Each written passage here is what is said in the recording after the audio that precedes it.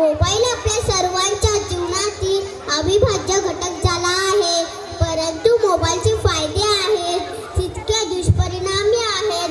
Mobile घरातल्या प्रत्येक जणांकडे असतो, तसेच आपल्या समोर येणाऱ्या चिमुकलीलाही हवाय मोबाईल.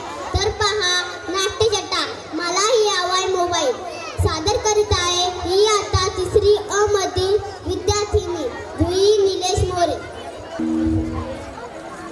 माझं एकदा ऐक नाही, मी आता मोठी झाले असं तूच नाही का म्हणालीस? मग मलाही सगळ्यासारखा एक छानसा मोबाईल फोन पाहिजे की नाही? कशासाठी म्हणजे काय? बोलण्यासाठी नसतो फोन? वा, गंमतच आहे. ताईने मागितला की लगेच मिळतो फोन. दादा तर कॉलेजला सुद्धा देतो त्यांचा मोबाईल फोन.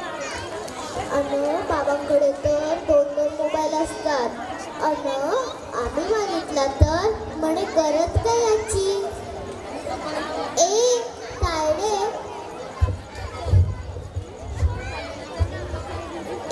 तायडे, उगीच काहीतरी बोलू नको हं. तुला जेव्हा मोबाईल मिळाला तेव्हा मी काही बोलले होते का? हो, आम्हालाही महत्वाची कामं असतात, महत्वाचं बोलायचं असतं. घेते मी दादाचा फोन कधी कधी, पण फक्त गेम खेळण्यासाठीच ना, बोलण्यासाठी काय करावं बरं? आई, पुढल्या महिन्यात माझा वाढदिवस येतो. मित्रमैत्रिणींना पार्टीसाठी बोलवायला किती मजा येईल. हॅलो, अरे उद्या संध्याकाळी माझी बर्थडे पार्टी आहे घरी गच्चीवर.